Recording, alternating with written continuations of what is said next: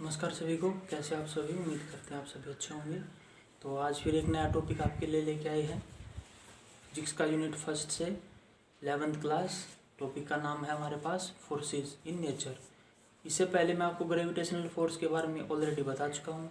आज हम बात करेंगे चार्जेस के बीच में जो फोर्स लगता है, जिसको हम इलेक्ट्रोस्टैटिकल फोर्सेस भी बोलते हैं। इलेक्ट्रोस्टैटिकल फोर्सेस के बारे में हम बात करेंगे कि जो चार्जेस हैं डिफरेंट पॉजिटिव चार्ज और नेगेटिव चार्जेस, उनके बीच में जो फोर्स है उसकी वैल्यू क्या हो। यानी कि जो फोर्स है उसका नाम हमारा इलेक्ट्रोस्टैटिकल फोर्सेस। देखिएगा कैसे ये फोर्सेस लगेंगे और कैसे इनको हम स्टडी करेंगे। तो सबसे पहले ऊपर आप लिख लें यहाँ पे इलेक्ट्रोस्टैटिकल फोर्सेस।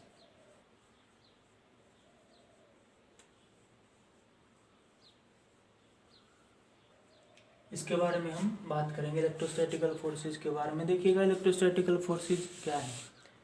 आप जानते हैं 10वीं क्लास में आपने पढ़ा हुआ है कि चार्ज क्या होता है। चार्ज हमारे पास किसी भी मैटर की, किसी भी सब्सटेंस की वो प्रॉपर्टीज होती है जो कि इलेक्ट्रॉन के ट्रांसफ़र से किसी भी बॉडी के ऊपर आती है। कहने का मतलब ये हुआ कि आपने दो ऑब्जेक्ट लिए, उन दोनों को एक दूसरे से रब किया तो वहाँ पे चार्जेस प्रोड्यूस होते हैं। अब उनके बीच का जो फोर्स होगा उसी को हम इलेक्ट्रोस्टैटिकल फोर्स बोलते हैं। यानी कि अगर इसकी डेफिनेशन पूछी जाए इलेक्ट्रोस्टैटिकल फोर्सेस कौन से होंगे, तो those forces which occurs in between two charges are known as electrostatical forces. तो हम बोल सकते हैं यहाँ पे forces between two charges, between two charges.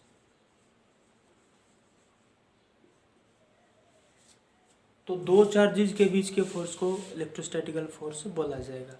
अब वो जो चार्जेस होंगे आपके, वो दोनों चार्ज पॉजिटिव भी हो सकते हैं, वो दोनों चार्ज आपके नेगेटिव भी हो सकते हैं, और एक चार्ज पॉजिटिव हो सकता है, दूसरा चार्ज नेगेटिव हो सकता है। तो यह आपने 10वीं क्लास में भी पढ़ा है इस प्रॉपर्टी को अच्छे से, कि जब दो सेम चार्जेज होंगे तो उनके बीच का जो फोर्स होगा, सेम चार्जेस के बीच का जो फोर्स होगा वो रिपल्सिव फोर्स होगा, और अपोजिट चार्जेस के बीच का जो फोर्स होगा वो अट्रैक्टिव फोर्स होगा। ये आपने पढ़ा हुआ है। तो ये यहाँ पे एक छोटा सा लाभ भी है कि जो इलेक्ट्रोस्टैटिकल फोर्सेस हैं, सेम चार्जेस आपने याद रखना है, same charges will repel and opposite charges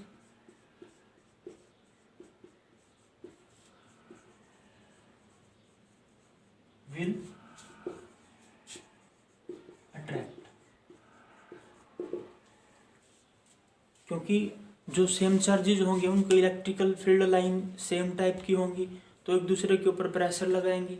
opposite charges की वजह से जो फील्ड लाइन बनेगी वो अपोजिट नेचर की होंगी तो एक दूसरे के ऊपर अट्रैक्टिव फोर्स लगाएंगे। यह भी आपने पढ़ा हुआ है कि पॉजिटिव चार्ज की वजह से जो इलेक्ट्रिकल फील्ड लाइन है वो बाहर की तरफ जाती हैं, और नेगेटिव चार्ज की वजह से इलेक्ट्रिकल फील्ड लाइन अंदर की तरफ आती है, इसलिए वो एक दूसरे को अट्रैक्ट करते हैं। ठीक है, अब ये तो बेसिक सी बात थी। अब ये जो दो चार्ज हैं, देखिएगा ध्यान से एक बार बात को समझिएगा। अगर आपने जो हमारा प्रीवियस वीडियो देखा, वहाँ पे हमने आपको बताया था कि जो ग्रेविटेशनल फोर्सेस थे वो ऑलवेज अट्रैक्टिव होते हैं नेचर में। आपने देखा ग्रेविटेशनल फोर्सेस दो प्लैनेट्स के बीच में हो सकते हैं, दो ऑब्जेक्ट्स के बीच में हो सकते हैं, तो वो कभी भी आपने देखा हुआ रिपल्सिव नहीं होते। ग्रेविटेशनल फोर्सेस ऑलवेज अट्रैक्टिव होते हैं, लेकिन इलेक्ट्रोस्टैटिकल फोर्सेस अट्रैक्टिव भी हो सकते हैं और रिपल्सिव भी हो सकते हैं। वो मैंने आपको बताया किस तरीके से। अब चलिए वो दो जो चार्जेज होंगे उनके बीच में जो फोर्स होंगे, चाहे वो अट्रैक्टिव हो चाहे वो रिपल्सिव हो, अट्रैक्टिव हो या रिपल्सिव हो, उनकी वैल्यू कितनी होगी। तो उस दोनों के बीच का जो फोर्स था, दो चार्जेस के बीच का जो फोर्स था, उसकी वैल्यू कितनी होगी, उसको फाइंड आउट करने के लिए एक साइंटिस्ट थे कुलम्स। उन्होंने अपना एक लॉ दिया था कुलम्स लॉ, और उस कुलम्स लॉ से जो वैल्यू होगी वो अट्रैक्टिव हो चाहे रिपल्सिव हो, उसकी वैल्यू देखिएगा हम कैसे फाइंड आउट कर सकते हैं। तो अभी हम डिस्कस करेंगे ये जो इलेक्ट्रोस्टैटिकल फोर्स है उसकी वैल्यू बाय कूलम्स लॉ।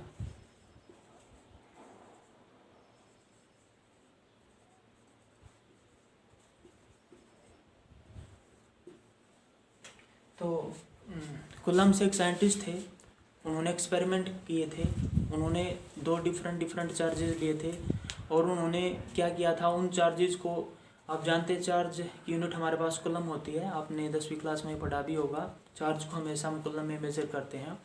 तो चार्ज की वैल्यू कुछ भी हो सकती है, 10 कूलम भी हो सकता है, 20 कूलम भी हो सकता है, 50 कूलम भी हो सकता है, 10 माइक्रो कूलम भी हो सकता है, 50 माइक्रो कूलम भी हो सकता है, कुछ भी वैल्यू हो सकती है चार्ज की। तो जो वैल्यू फाइंड आउट की गई थी फोर्स की, वो ऐसे फाइंड आउट की गई थी कि दोनों चार्जेज हैं उनके ऊपर चार्ज ज़्यादा है या कम है। अगर ज़्यादा चार्ज होगा तो फोर्स भी ज़्यादा होगा, चार्ज कम होगा तो फोर्स भी कम होगा।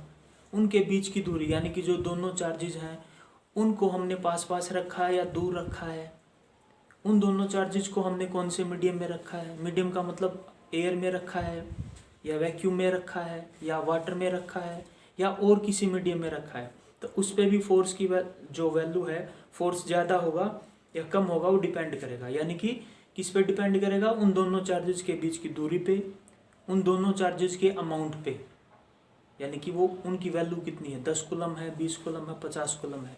और मीडियम पे मतलब उन चार्जेस को हमने कहाँ पे रखा है, एयर में रखा है, वाटर में रखा है या कहाँ पे रखा है। तो इन सभी फैक्टर को मानते हुए कूलम्ब्स ने बोला कि चलिए हम मान लेते हैं हमारे पास दो चार्जेस हैं, एक चार्ज हमारे पास ये है, इसको हमने बोल दिया Q1, और दूसरा चार्ज हमारे पास ये है, इसको बोल दिया हमने Q2। हमने दो चार्ज ले लिए, एक पॉजिटिव चार्ज ले लिया, दूसरा नेगेटिव चार्ज ले लिया।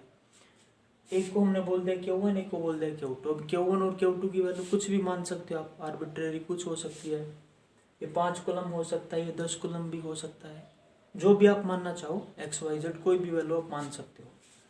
फिर इन दोनों के बीच, इन दोनों के सेंटर के बीच की दूरी क्या होगी, वो हमने R मान ली।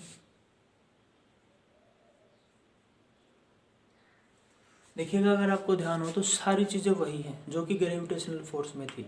यहाँ पे ग्रेविटेशनल फोर्सेस में दो ऑब्जेक्ट थे, उनके मास को कंसिडर किया था।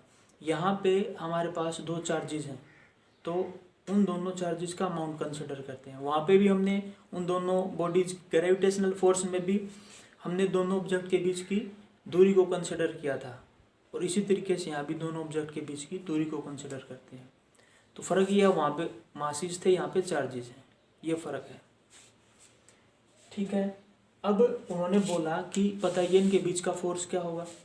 जो Q1 और Q2 दो चार्जेस हैं जिनके बीच की दूरी R मीटर है हमारे पास, तो बताओ इनके बीच में क्या फोर्स होगा।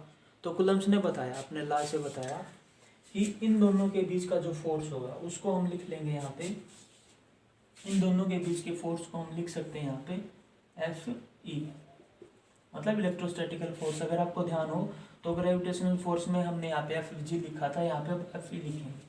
तो इन दोनों के बीच का फोर्स क्या होगा, वो डिपेंड करेगा, इन दोनों के बीच का फोर्स इन दोनों के अमाउंट पे डिपेंड करेगा। यानी कि हम बोल सकते हैं कि यहाँ पे जो इलेक्ट्रोस्टैटिकल फोर्स होगा वो पहले चार्ज के डायरेक्टली प्रोपोर्शनल और दूसरे चार्ज के भी डायरेक्टली प्रोपोर्शनल, और जो दूरी होगी इन दोनों चार्जेस के बीच के उसके इनवर्सली प्रोपोर्शनल। तो जब आप इन सभी फैक्टर को यहाँ पे कंबाइन करेंगे तो आपको देखने को मिलेगा दोनों चार्जेस का प्रोडक्ट और जो उन दोनों चार्जेस के बीच की दूरी है उसका इनवर्सली स्क्वायर। तो आपने देखने को मिला, कूलम्ब्स ने ये बताया, ध्यान रखिएगा, कूलम्ब्स ने ये बताया था अपने लॉ में कि the force between two charges will be directly proportional. ध्यान रखिएगा, इसको लिख लेना साथ साथ, the force between two charges will be directly proportional to the product of two charges and inversely proportional to the square of the distance between two charges। यानी दोनों charges के बीच की दूरी के इनवर्सली प्रोपोर्शनल, जैसा ग्रेविटेशनल फोर्स में भी था, और प्रोडक्ट ऑफ टू चार्जेस जैसे वहाँ पे प्रोडक्ट ऑफ टू मासेस था। तो वहाँ पे भी एक कांस्टेंट आया था, आपने देखा था, वहाँ पे ग्रेविटेशनल कांस्टेंट था, और यहाँ पे भी एक कांस्टेंट आएगा जिस कांस्टेंट को हम इलेक्ट्रोस्टैटिकल कांस्टेंट बोलेंगे। तो देखिएगा यहाँ भी लिख लेंगे हम, यहाँ से आगे अब आप लिख सकते हैं, जब इस डायरेक्टली प्रोपोर्शनल को हटाएंगे तो F will be equal to, अब यहाँ पे कांस्टेंट आएगा उसको बोलेंगे हम K, और ये जो K है स्टूडेंट, इसको बोला जाता है इलेक्ट्रोस्टैटिकल कांस्टेंट। तो Q1 Q2 अपन R स्क्वायर। तो ये हमारे पास फोर्स आएगा। अब वहाँ भी आपने देखा था जी की एक वैल्यू थी 6.67 × 10⁻11। इसी तरीके से यहाँ पे जो के है, इस के की भी एक वैल्यू है, इस के की भी एक वैल्यू है, और इस के को हम इलेक्ट्रोस्टैटिकल कांस्टेंट बोलते हैं। तो ध्यान रखिएगा, यहाँ पे जो के है इसको हम लिखेंगे इलेक्ट्रोस्टैटिकल कांस्टेंट।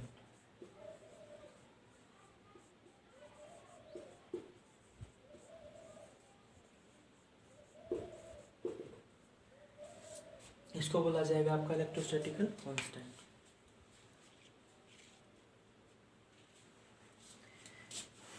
ठीक है।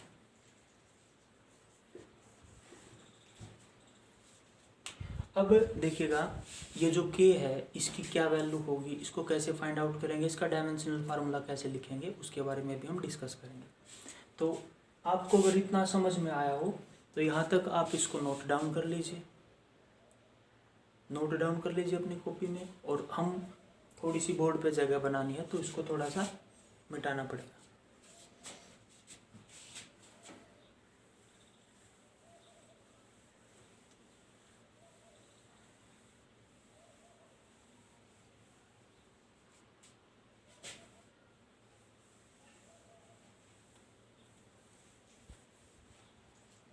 देखिएगा यहाँ पे वैल्यू लिख लेते हैं हम F = K Q1 Q2 upon R square. ये हमने कूलम्ब्स लॉ से देख लिया था। अब यहाँ पे ये जो K है इसकी वैल्यू क्या होती है, अब वो हम लिख रहे हैं। देखिएगा ये जो K है, यहाँ पे जो K है इसकी वैल्यू होती है 1/4 पाई एप्सिलॉन नॉट। ध्यान रखिएगा 1/4 पाई, ये जो आपको दिख रहा है ना ई नोट के जैसा, इसको बोलते हैं हम एप्सिलॉन नोट। एप्सिलॉन नोट इसकी वैल्यू भी बड़ी इंपॉर्टेंट है, और इसको क्या बोला जाता है वो भी अभी हम आपको बताएंगे। तो ये जो कांस्टेंट था, ध्यान रखिएगा ये जो कांस्टेंट था इसकी वैल्यू थी, इसकी जो वैल्यू थी वो थी 9 × 10⁹, यानी कि इसकी वैल्यू हम लिख सकते हैं 9 × 10⁹। ये वैल्यू थी हमारे पास इस के की। अब जो अगला इम्पोर्टेंट क्वेश्चन यहाँ पे अराइज होता है कि इसकी यूनिट क्या होनी चाहिए, क्योंकि देखिएगा कुछ ना कुछ है कांस्टेंट, लेकिन एक ऐसा कांस्टेंट है जिसकी यूनिट भी और जिसका डायमेंशनल भी है। तो एक डायमेंशनल कांस्टेंट है, डायमेंशनल लेस कांस्टेंट नहीं है, ये एक डायमेंशनल कांस्टेंट है, ऐसा कांस्टेंट है जिसका डायमेंशनल फार्मूला भी होगा। तो चलिए सबसे पहले इसकी यूनिट फाइंड आउट करेंगे कि इसकी यूनिट क्या होगी। देखिएगा यूनिट हम यहाँ से फाइंड आउट कर सकते हैं, ये जो के है यहाँ से यूनिट फाइंड आउट करने के लिए क्या मैं के को ऐसा लिख सकता हूँ, के = F/R² / Q1 Q2, ये लिख सकते हैं हम के की वैल्यू ये हो जाएगी। अब देखिए जो ये फोर्स है, फोर्स की यूनिट क्या होती है सभी जानते हैं, फोर्स की यूनिट न्यूटन होगी। उसके बाद आर क्या था, डिस्टेंस था, दोनों चार्जेस के बीच की डिस्टेंस थी, मतलब दूरी थी। तो दूरी किस में होती है, लेंथ में है, और लेंथ को किस में मापते हैं हम, लेंथ की यूनिट क्या होती है, मीटर। तो क्योंकि यहाँ पे डिस्टेंस का स्क्वायर है तो यूनिट में भी मीटर स्क्वायर हो जाएगा, तो हम यहाँ पे लिख देंगे न्यूटन मीटर स्क्वायर। उसके बाद देखिएगा ये दोनों चार्जेस हैं, Q1 और Q2 के दोनों चार्जेस हैं, और जो चार्ज है चार्ज की यूनिट क्या होती है, कूलम होती है, हम सभी को पता है चार्ज को हम कूलम में मापते हैं। तो अगर दो चार्जेस हैं तो क्या हो जाएगा, कूलम स्क्वायर हो जाएगा। तो हम यहाँ पे लिख देंगे जो चार्ज यूनिट होती है कूलम, तो ये हो जाएगा कूलम का स्क्वायर। अब देखिएगा ये जो कूलम स्क्वायर है ये डिवाइड में नीचे है, तो इसको ऊपर लेके जाएंगे तो क्या हो जाएगा, इनवर्स में हो जाएगा। यानी कि हम लिख सकते हैं यहाँ पे इसकी जो यूनिट होगी वो होगी newton metre square coulomb inverse square, ये यूनिट होगी के की। यानी कि अब हम लिख सकते हैं जो के है उसकी पूरी वैल्यू क्या हो जाएगी हमारे पास, तो के की वैल्यू हो जाएगी हमारे पास यहाँ पे 9 × 10⁹ न्यूटन मीटर स्क्वायर पर कूलम। देखिएगा ये के की वैल्यू है हमारे पास। के क्या है हमारे पास, इलेक्ट्रोस्टैटिकल कांस्टेंट है। ध्यान रखिएगा ये के हमारे पास आपका इलेक्ट्रोस्टैटिकल कांस्टेंट है। इसी तरीके से आपको ये जो यहाँ पे एप्सिलॉन नोट दिखाई दे रहा है, इसको बोला जाता है, यहाँ पे मैं लिख लेता हूँ, ये जो एप्सिलॉन नोट है आपका, ये है आपका परमिटिविटी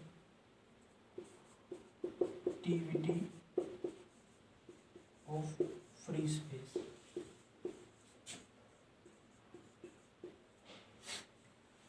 देखिएगा, चीज़ को थोड़ा सा मैं आपको डिटेल में बताऊंगा, क्योंकि फिर ये हो जाता है कि अगर डिटेल में ना बताएं तो बच्चों को अच्छे से क्लियर नहीं हो पाता।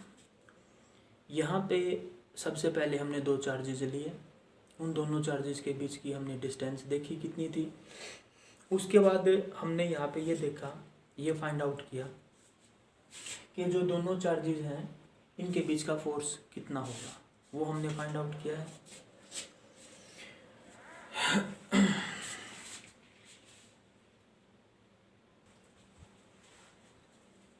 तो ये जो एप्सिलॉन नोट है उसको बोला जाता है परमिटिविटी ऑफ फ्री स्पेस। देखिएगा, इसका मतलब क्या है। ये जो परमिटिविटी ऑफ फ्री स्पेस है ये आपको बताएगा कि जो दो चार्जेस हैं हमारे पास, ये जो दो चार्जेस हमने लिए हैं, अगर उनका हम मीडियम चेंज करते हैं, यानी कि ये परमिटिविटी ऑफ फ्री स्पेस का मतलब जहाँ पे वो दोनों चार्जेस रखे गए हैं वहाँ पे या तो एयर प्रेजेंट होगी या वहाँ पे वैक्यूम होगा। यह अपने ध्यान में रखना है, तो एयर होगी या वैक्यूम होगा। अगर इन दोनों के अलावा और कोई दूसरा मीडियम हो तो यहाँ पे एप्सिलॉन चेंज हो जाएगा। और हम देखिएगा लिख सकते हैं यहाँ पे, if medium is change then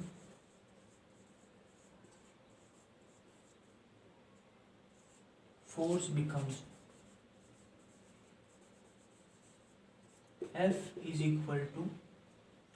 अब देखिए वहाँ पे जो दोनों चार्जेस थे वहाँ पे हमने एयर को हटा दिया और उसकी जगह पे मान लीजिए हमने दोनों चार्जेस को वाटर में रख दिया, तो क्या वाटर में रखने के बाद भी उन दोनों चार्जेस के बीच का वही फोर्स होगा?